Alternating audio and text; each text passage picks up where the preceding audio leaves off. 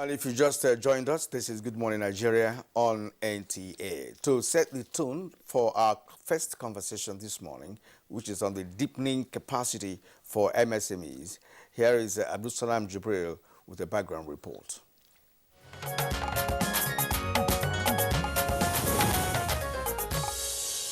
Across the globe, micro, small, and medium enterprises, MSMEs, play pivotal roles in the development of a country's economy.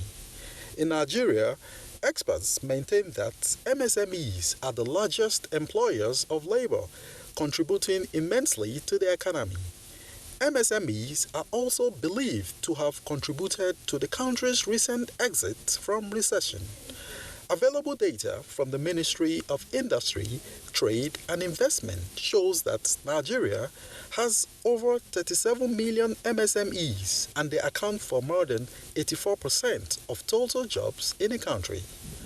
Like other countries around the world, Nigeria is still reeling from the economic effects created by COVID-19, and the MSME sector was mostly affected as their operations are largely traditional and dependent on physical contact with clients.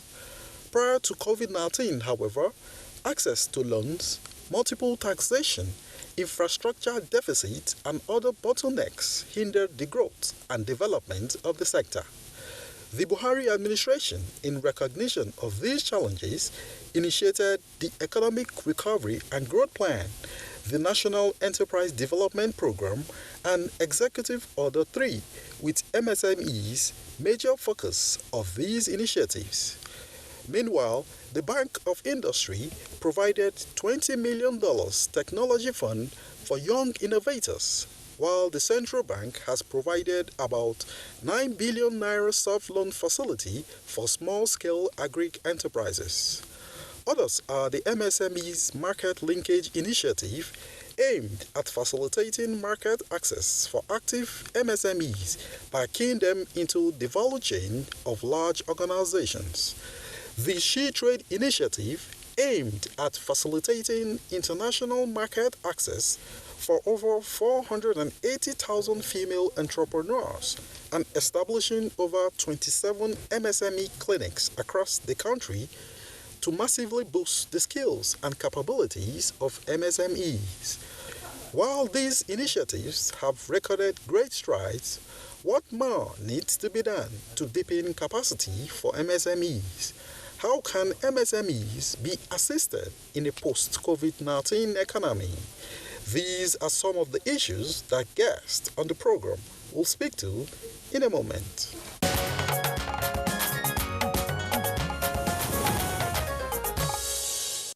Thank you very much, Abdulsalam Jibril, for that background. With us in the studios now to discuss those issues you have highlighted in the background report, let's welcome the Honorable Minister of State for Industry, Trade and Investment, Ambassador Miriam Katagum. Honorable Minister, pleasure to have you with us on Good Morning Nigeria today. Thank you very much. Good morning, Nigeria. Okay. Also here with us in the studios is Chris John Mamuda. He's a business development service provider and also a member of the Nigerian Association of Small and Medium Scale Enterprises. Chris John, delighted to have you this morning. Thank you very much. You are welcome. We equally have in the studio Deborah Oguche Ike, Development Associate, Advocate of Youth Empowerment and Capacity Building. You're welcome to Good Morning Nigeria. Thank you. Via Zoom is Professor Kenneth Amaechi.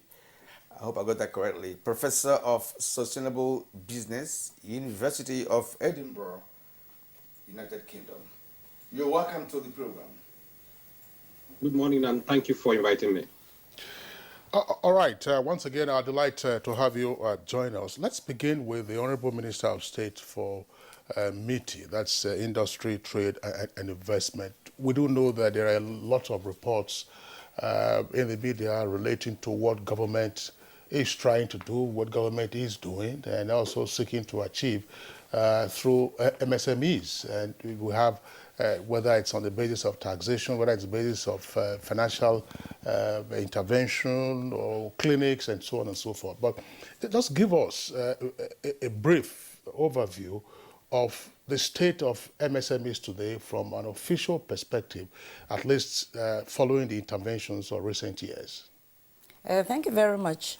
First of all, I think we need to put in terms of context that part of the mandate of the ministry, apart from looking at issues of industry, trade and investment, are the MSMEs. They're a fourth pillar, as well as creating an enabling environment for business to prosper. So far, the last survey that was done by Smeden and MBS, we have over 41 million MSMEs in the country. And all over the world, MSMEs are the engines of economic growth. So a lot is happening in the MSME sector. And with the ministry, we have two agencies, or rather I would say three. Smeden, the Small and Medium Enterprises Development Agency. You also have the Industrial Training Fund, as well as BOI. And the link between the three of them is that Smeden does the entrepreneurial training and capacity building. ITF gives skills, provides skills training, and BOI supports with credit. And not just credit, but credit at single digit. So that's very important. Now, there are various initiatives starting from the clinics that you've mentioned, which are led by His Excellency, the Vice President. And by these clinics, it's just like you go to the hospital with an ailment. So we invite MSMEs across the country. We normally have a host state. So they come and we put together 20 or more federal government agencies that are responsible for the day-to-day well-being of MSMEs, maybe Standards Organization, NAFDAC, CAC, and they come together, showcase their wares, and those that have problems, the problems are sorted out. But on day-to-day basis, you also have programs, and I will just give an example to go down to the grassroots. We have a program of Smeden that's called All Up, One Local Government, One Product. Because remember also, we're diversifying away from oil and gas. So we're looking at the commodities sector. So you go to a local government, try to get them to understand and identify what is a natural product or product that grows there naturally that they can now tap on, train their people on whether it's honey that they can get or they grow groundnuts. How do they do this well? How can they get onto the value chain? And from that point, train them up to the point of export. Because we really need to move our commodities to the point of export so as to get foreign exchange back into the country. But they have to do this understanding some basic things, even bookkeeping. How do they get a business plan together? That is a bankable business plan, not just any business plan. How do they access the credit? What are the issues of collateral? And all this we're trying to look at both in terms of our day-to-day activities, but also in concert with the Presidential Business Enabling Council, which tries to ease the way businesses can happen. And if we're able to get our MSMEs, and mark you, you have a lot of startups, there are a lot of young people that are involved in this MSME sector. These are the ones that will help boost the economy of the country.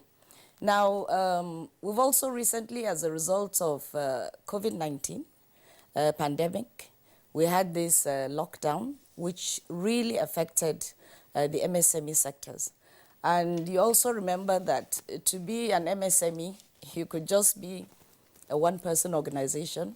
Some are 1 to 3, some are up to 9 people. Then you go on to the slightly larger ones that have up to maybe 50 people, up to 250. So a lot of them were badly affected by the lockdown. And we tried as a ministry first to set up an emergency operations center to make sure that goods and raw materials can move unhindered across the country. And then also came the economic sustainability plan. in which we had a very, very important component, the MSME Survival Fund and the Guaranteed Offtake Schemes. So I think we'll probably have time to talk more about this fund. But right now, a lot is happening for the sector. And we had a national discourse last week within the MSME week. And there, I was particularly interested in the panel that talked about financing. Because one of the biggest challenges they have, apart from infrastructure, power, is finance. A lot of them were trying to see how we can make them access finance as single digits, but lessening the bureaucracy. Already in the Finance Act, I think MSMEs that have a turnover of less than 20 million have been exempted from paying any form of taxation for the 2021 Finance Act. But so many other incentives that we're trying to put in place to make sure that things are a bit easier for them, talking with the state governments to lessen, state and local governments to lessen the multiplicity of levies and taxes. All right, thank you, Honorable Minister. There's no gainsaying, the fact that government has taken several steps, to boost MSMEs as a catalyst for economic growth. You mentioned the Msme, BOI. These are some of the outlets, that the government is using to reach out to MSMEs. But what kind of feedback have you been getting all this while? Because it's taken some years now that government has been implementing some of the measures it has put in place, to boost MSMEs. What kind of feedback are you getting, especially with respect to access to credits, which you just mentioned? And again, what is the contribution of the subnationals, with respect to state government and local government in all of this? Okay, if I start with the contribution of the subnationals, as I said, when we have these MSME clinics, usually His Excellency the Vice President leads, he is the chief host, and then you have the state governors.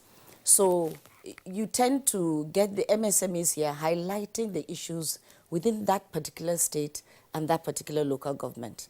And as far as credit is concerned, for example, with the Bank of Industry, government is giving some de-risking fund, which will help the bank to give out these loans or credits at single digit. And Bank of Industry now has lessened the amount of collateral that they're looking for. For example, if you're looking for just about 10 million naira, you are just asked to bring 2 guarantors. But as easy as 2 guarantors sound, when it comes to taking credit, MSMEs tell us they find it difficult to get even from their own locality 2 guarantors that will just sign off. It's when you are asking for above 10 million naira, for example, that the bank starts to look for some proper collateral, some bank guarantee, properties, and so on and so forth. So that's a very important step. Still a lot because of also the challenge of technology, because I've seen this issue of the challenge of technology in implementing the survival fund. I think a lot of MSMEs, some are trying, but they need to up the use of technology. And the example I would give is that with the survival fund, we got to a point when we had 23,000 failed payments. These are qualified MSMEs. They fill their forms and everything, but 23,000. And one key thing is that an individual puts in a letter O instead of a 0 against his bank account or against the BVN number. So automatically the system throws them out. And it takes us a while. It's taken us a while because we insisted these are bona fide, qualified people. Let's try through phone calls, SMS, emails. And once we've tried 3 times, then we'll say, okay, we've done enough. We document and move on to the next person. There's still a lot of demand for credit. The feedback still some states. There's still a multiplicity of levies and at the local government level. Yesterday, His Excellency, the Governor of Gombe State, he was declared winner. He has the best MSME ease of doing business because there's a ranking system to try and encourage them and for the states to make things happen without people going to several areas. And that's why in most states we try to create these one-stop shops that the MSMEs can access information and services. Well, you say we have 41 million MSMEs now. The data that we had last, before you mentioned this, was some 37 million MSMEs. So there's quite some growth in the number of MSMEs. But is there a focus? When we say MSMEs, to which kind of businesses are we referring? We keep hearing, for instance, that there ought to be a push, for example, in the agricultural value chain. Are you getting these MSMEs in the agricultural value chain? Are you getting them in subcontracting by way of manufacturing? Or they're still the same roadside vulcanizers and bicycle repairers that sometimes get classified as micro businesses? Actually, we define the MSMEs, at least in Nigeria, it depends on the country, how you define your MSMEs. We basically define them by the number of people they employ and then the turnover. Now, as you know, now there's a lot of focus on agriculture and there's a lot of focus on the creative industries. And the creative industries are quite wide. Also, IT, there's a lot of emphasis. So I would say now, most of our MSMEs, and there's a lot in terms of manufacturing. His Excellency, the Vice President, visited a manufacturing facility here in Abuja just at the beginning of the week, where they're making boots, PPEs, and so on and so forth. So I wouldn't say there is a particular focus when we define, but we look more in terms of how many people they employ, and then the turnover, because those are the things that will help us in terms of giving them, providing them with services or getting them onto government platforms.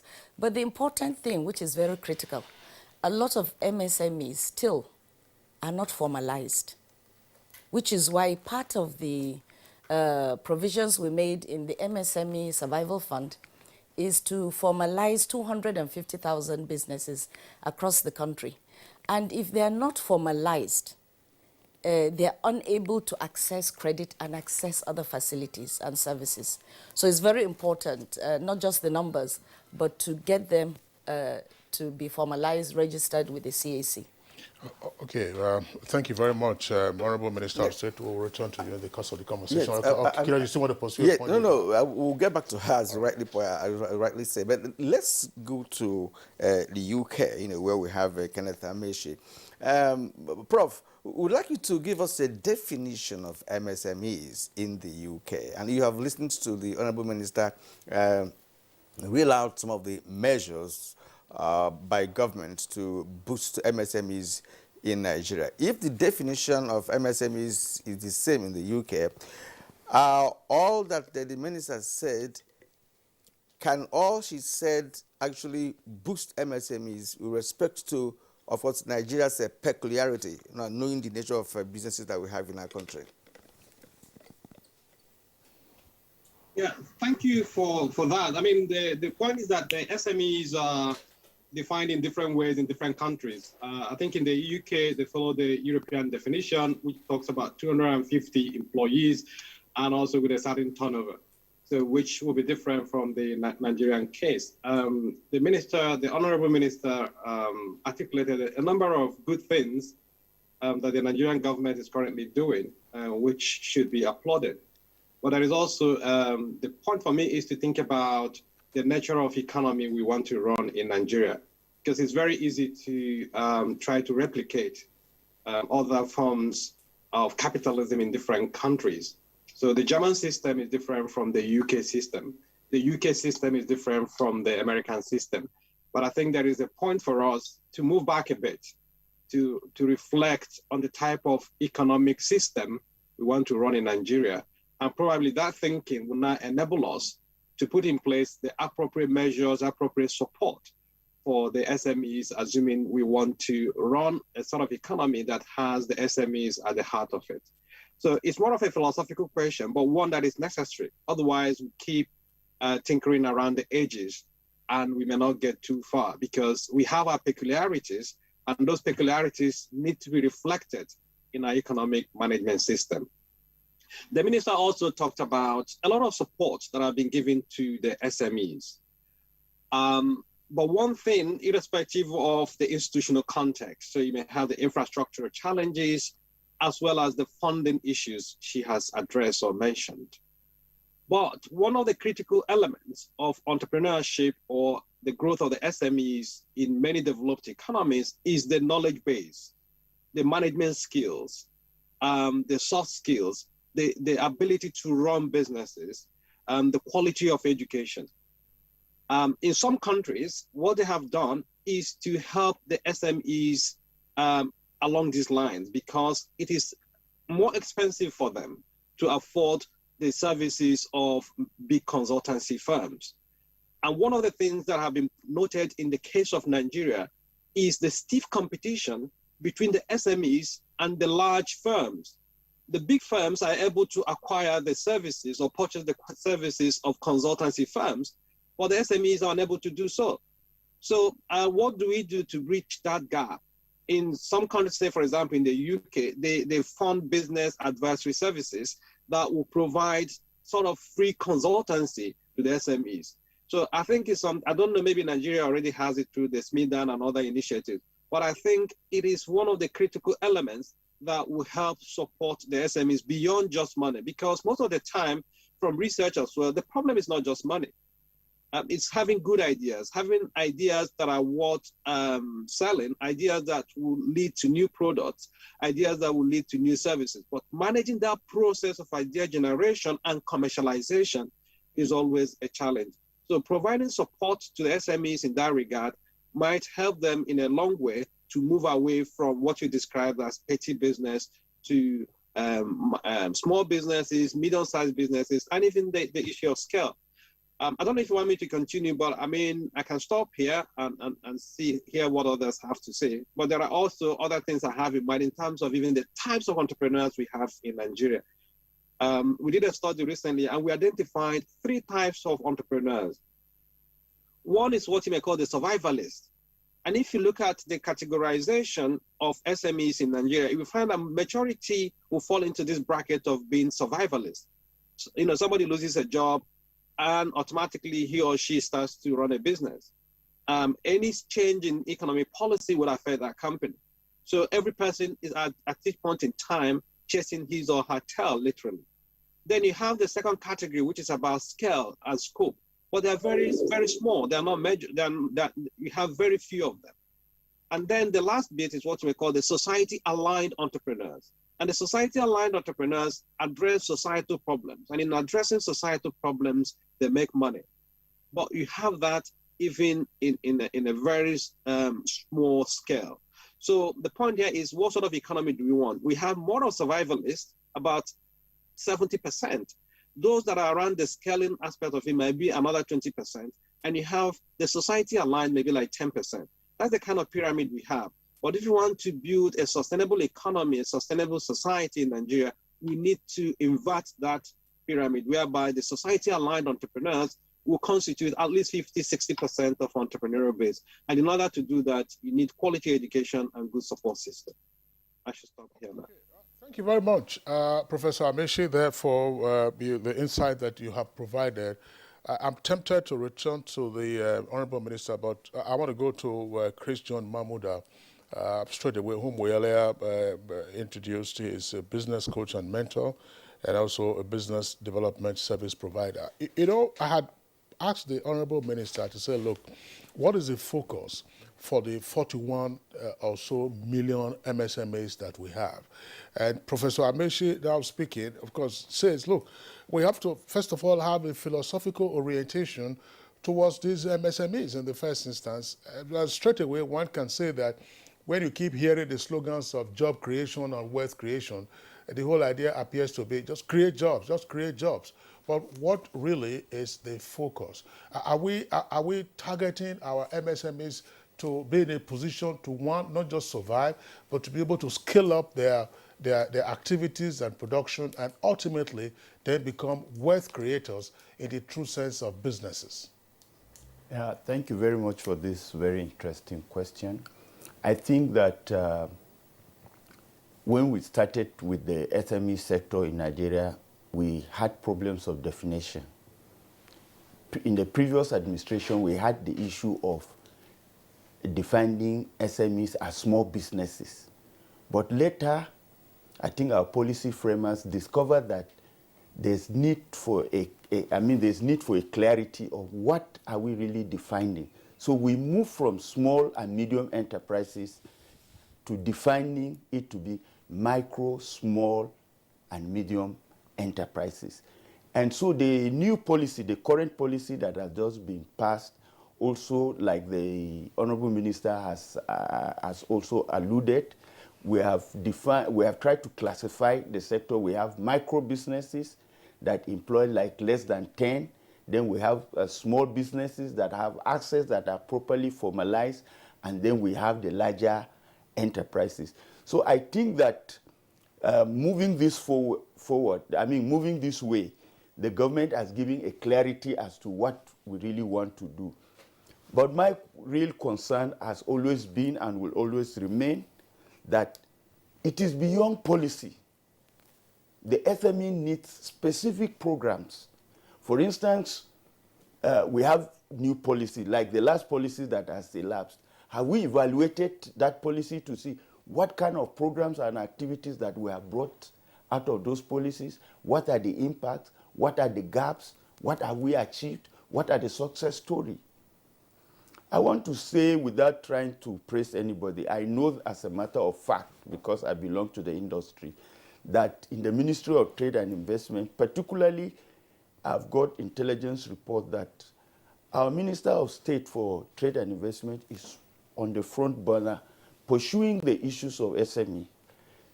2 DGs of the agencies under the ministry have always shared with us how the minister is making sure that the issues of SMEs are escalated and put on the front burner.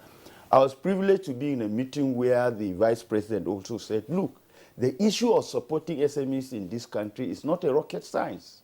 Why have we not got it right? And the simple answer is programs.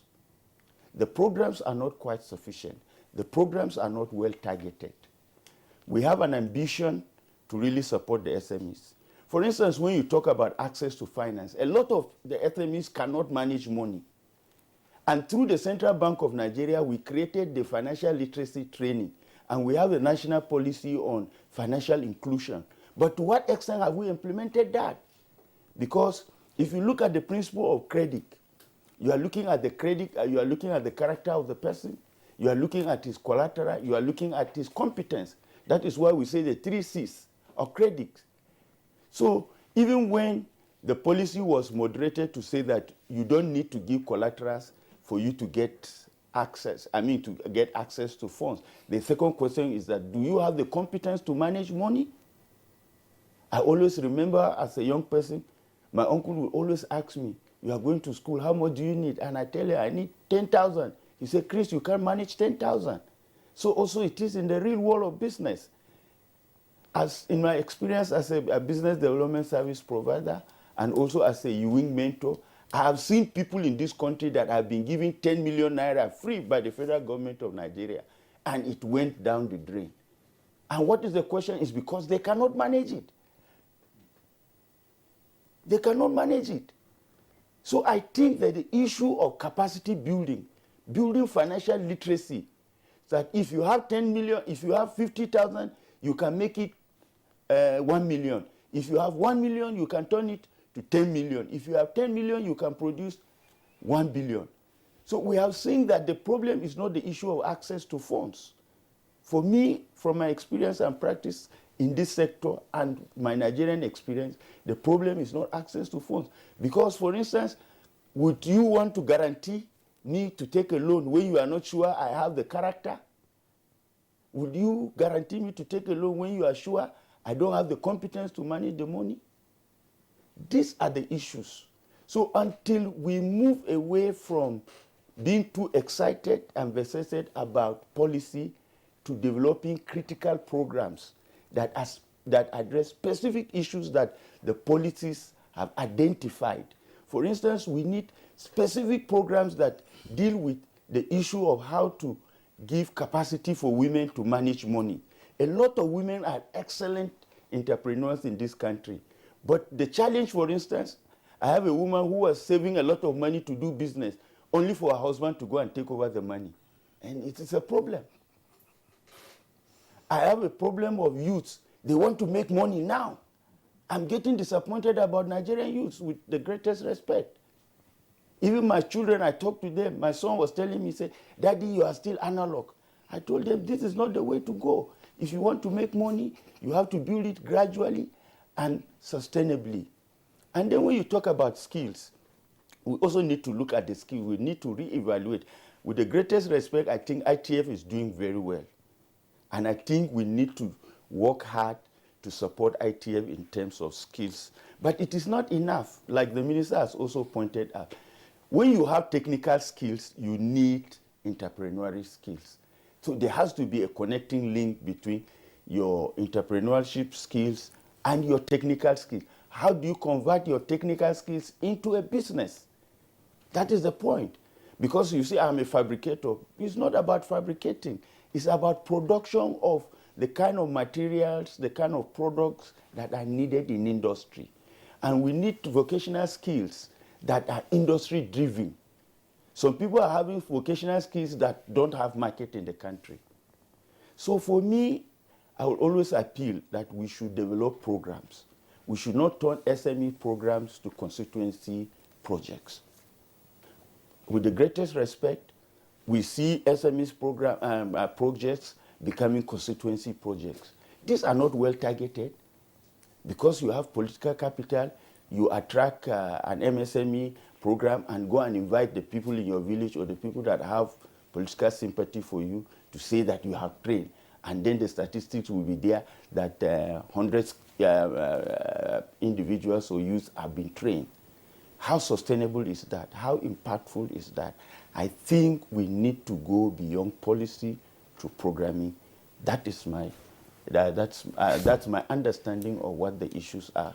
And let me stop for here. All right, thank you. I think some of the points you made actually touched on the classification or categorization put out by Professor Amechi when he talked about 3 categories of survivalists, scale and scope, and of course society allied type of businesses in Nigeria. But let's bring in Deborah. Deborah, you are development advocate of youth empowerment, and you just listened to Mahmouda, talk about the thinking of today's youth in this country. They want to make it fast. They want to make it fast, because of course they want to achieve what perhaps their peers have achieved without knowing how long it took their peers to be able to come up with that. But is there a focus when it comes to the youth? We have agricultural value chain, we have the ICT. Now, where are you advocating the youth to follow? Is it to just to go and have access to funds without knowing how to manage it? Mahmouda talked about the financial literacy, which is required technically for someone to run a good business. Thank you very much for that question. But before I go into explaining or talking to the youth as to what they need to focus on, I just want us to draw back a little bit and refocus on the topic again, deepening the capacity of MSMEs.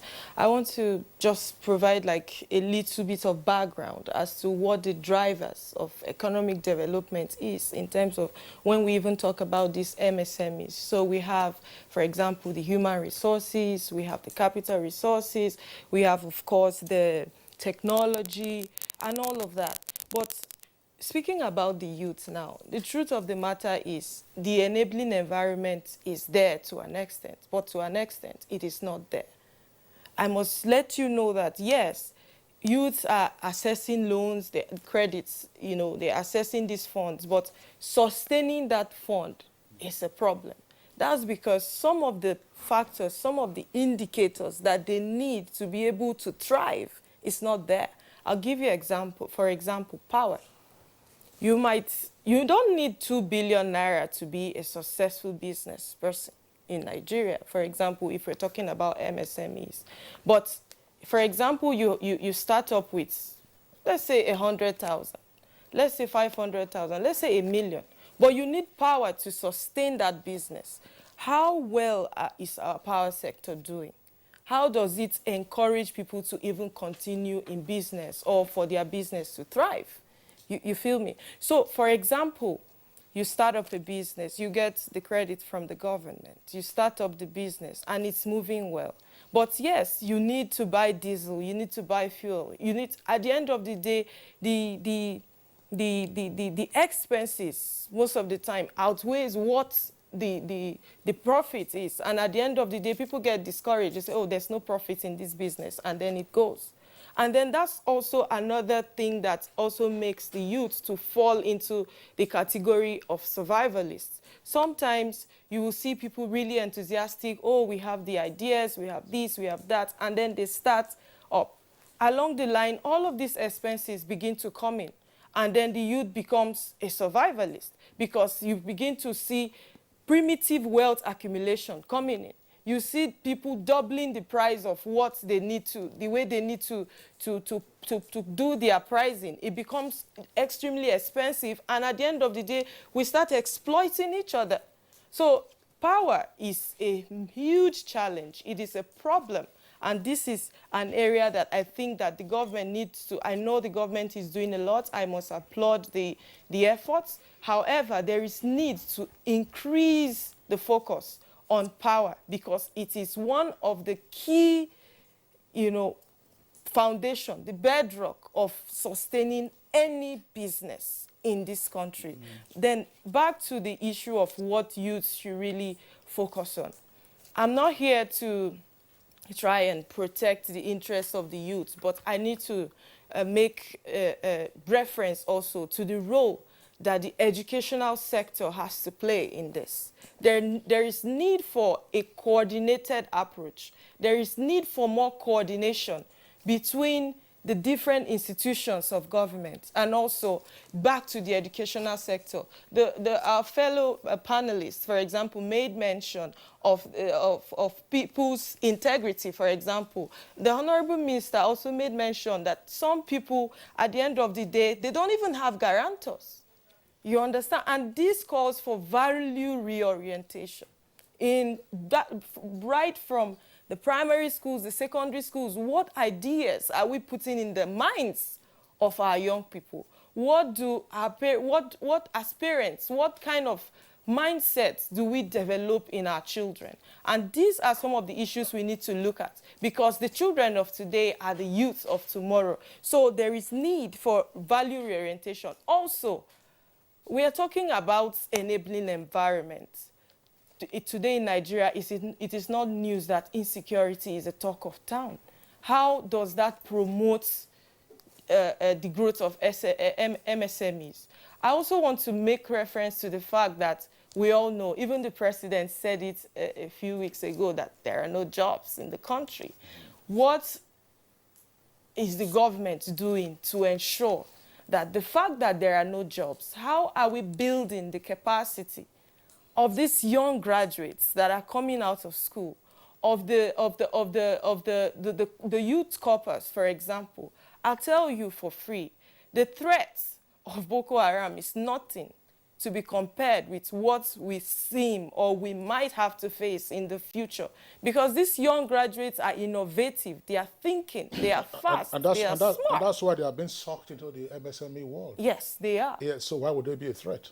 There will be a threat because there is a problem of access to this. There is still a problem of access, whether you like it Access or to not. what? access to the credits. There is still a problem of value orientation. There is still a problem of how they will appropriate these funds. And that's why I'm saying, in terms of deepening the capacity, in as much as, yes, we have these grown people out there already, we need, people are still in the university. There are still children coming up. We need to be able to start to tackle these issues from under. All right. Thank you very much, Deborah, for your points there. Once again, let's bring in the Honorable Minister of State for MITI, Ambassador Miriam Katagum. You listen to the various views that have been expressed.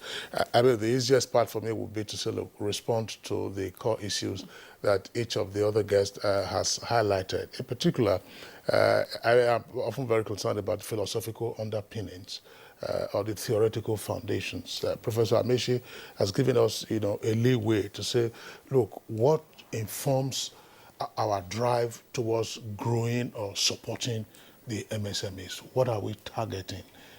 What is that basic foundational conceptual idea that drives them? Is it just job creation, wealth creation, or what? Talked about the survivalists, talked about the scale of scoping, and then, of course, society-aligned entrepreneurs. That's one. Plus the issues raised by Mahmouda and then Deborah as well. So, Honorable Minister, you have the opportunity of responding to these key issues. Yes, thank you very much. I would say that the key issue underlining our approach to the MSMEs would be economic diversification. And as you said, poverty reduction, wealth creation. Because by and large, for so long, we've relied on oil. And the only way, with Nigeria having almost 80% arable land not being utilized, we really have to look towards the agrarian side, agriculture, mining, as I said, creative industries, and so on and so forth. So really, that's the basic philosophy, to get them to diversify, earn incomes, not just for themselves, and also to improve their own self-esteem, because as she has pointed out, some of the challenges that the youth face in terms of self-fulfillment, and these, I think, some are the issues. Economic diversification, I would say. Now, the other issues that have been raised, I think I'm going to respond to them, not in any particular order, but she talked about power. Yes, structure, not just power, even roads, communications. These are all areas that affect the MSMEs. But a lot is being done in terms of conventional power. But also within the Economic Sustainability Plan, we have 25 million homes that are going to be provided with solar power. And for me, that is important, because a lot of the micro enterprises practically operate from home or from a front shop just beside the home. So if we're able to get these solar power into the homes, a lot is going to change. Then, to reduce costs, we have, in the past few years, started implementing what we call shared facilities. For example, yesterday during the award ceremony, the shared facility in Lagos, which is a partnership between the MSME clinics and the state government. The state government provided the structure, whereas with our partners, we're able to put up a fashion hub where we have nothing less than 25 different machines, embroidery machines, whipping machines, and so on and so forth, whereby MSMEs can just come in, pay a token, maybe 1,500, 2,000 naira, and use the machines that are there in that facility. We've also done a shared facility recently opened by His Excellency in Benue State, where we had to redo the whole yam market, because we understand that's the largest yam market we have in the country. Now, if I go back quickly, in terms of program, the National Enterprise Development and Entrepreneurship Program, NEDEP, is the key program that we're using to address this issue. Because as I said, ITF does skills, and they do a lot of skills, and it's not just the training. When ITF trains somebody in, what do they call it, industrial design or tailoring, at the end of the training, you get certification, and you get a starter pack. You get a sewing machine, you get a token amount that will enable you to start off the business. If you are trained in plumbing or solar installation, after the training, they give you a starter kit and a little bit of cash. So it's not that the training just goes like that. Then you have some, I forgot to mention, like Nexim Bank focuses on giving credit to these MSMEs. And in terms of education, now most universities have introduced an entrepreneurial course, which is compulsory for all students. And I think the polytechnics have also done the reverse to enable their graduates to have some kind of business skills. But also, as you mentioned, the NYSC. Each time you have the NYSC batches, you have training vocational skills. And I've seen quite a lot of graduates of the NYSC scheme taking off their career from those trainings that they received in camp. Then I also wanted to mention the issue of trade facilitation, because where AFCFTA has taken off. So we need to get these MSMEs to understand the rubrics of access to the market. How do they need to ensure the quality of their products? How do they ensure, how do they understand how to export, how to package?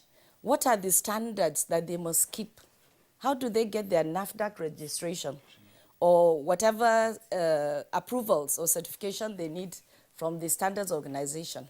So these are some of the issues that, you know, we try as much as possible to help the MSMEs.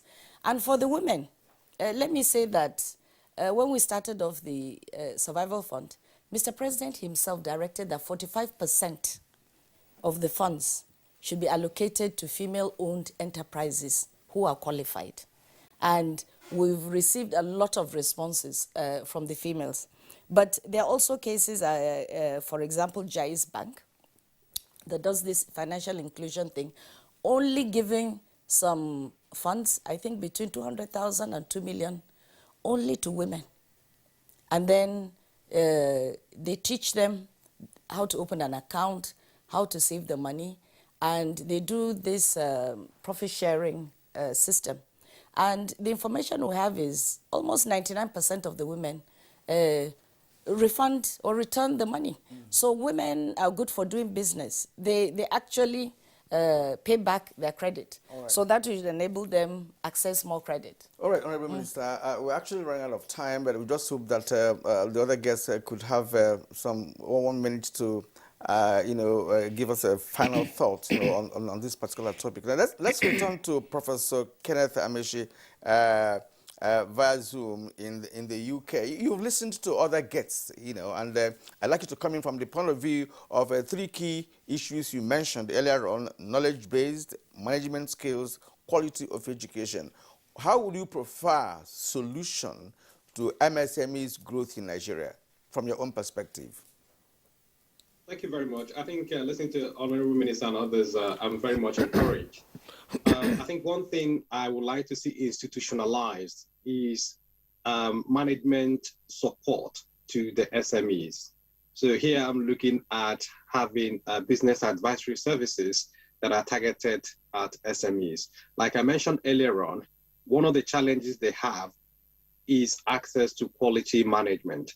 And the other colleagues have already mentioned that. So it's not just about money. I like the idea of the 3 C's: the credit, the collateral, so let me get it, collateral, the competence, the competence and the other C that I've forgotten now. So those are critical. And the minister also talked about universities. I've tried to do some work with the NUC, National University Commission, on the concept of Afri-capitalism. So Tony Elumelu and his colleagues have been pushing that idea of Afri-capitalism. How can we get the universities much more engaged?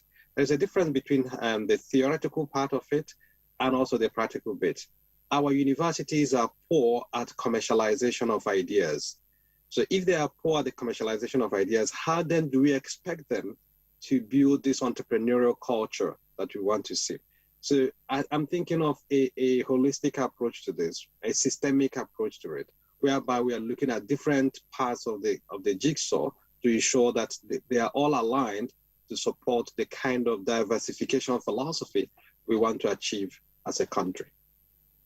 Okay, thank you very much, Professor Ameshi there. Unfortunately, I mean, we are pressed for time. We do have a second topic to discuss today. Otherwise, it would have been very nice to drill into some other aspects that you raised. But very quickly, and this is going to Christian Mahmouda.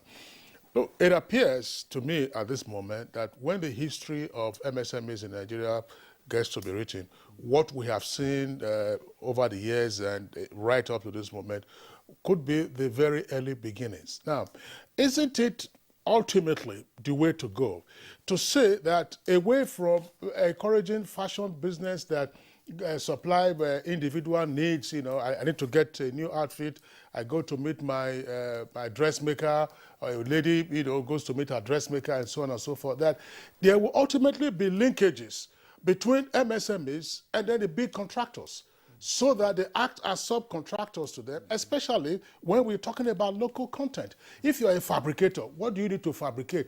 Where does the big business get its own supplies from? That way you are having real clusters, you are having real shared facilities, and therefore you begin to capitalize and increase the volume of your transactions. Of course, that will also come with knowledge, you know, management skills, and so on and so forth. We appear not to have graduated to that level just yet, but it's something to think about. What do you think?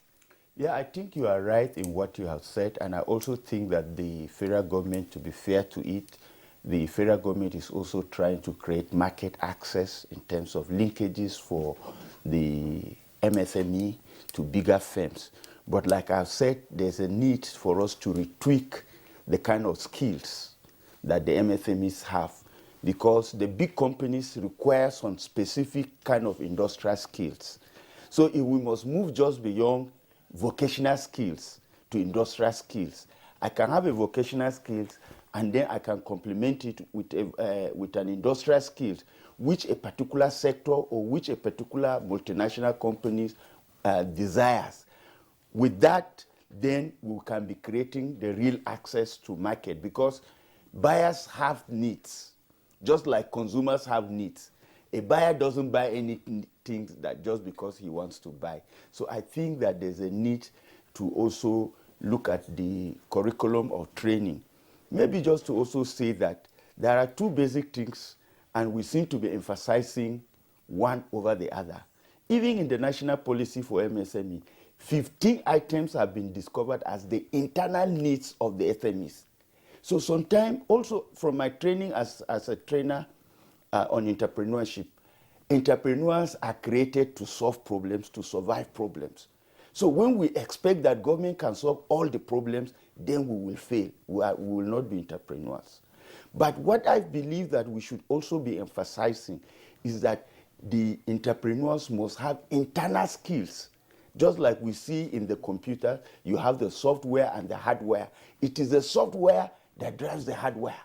So if the internal skills of the entrepreneurs to run and manage their business is not there, Chris, they will not get it.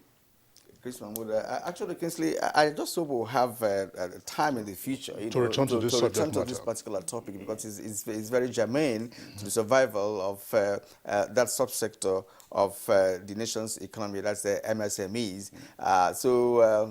Ladies and gentlemen, we are going to draw the curtain on this particular segment of our conversation this morning. We'd like to appreciate you for being here this morning. First of all, Honorable Minister of State for Industry, Trade and Investment, Ambassador Uwaji Mariam Katagun. Thank you indeed for coming this morning. Thank you.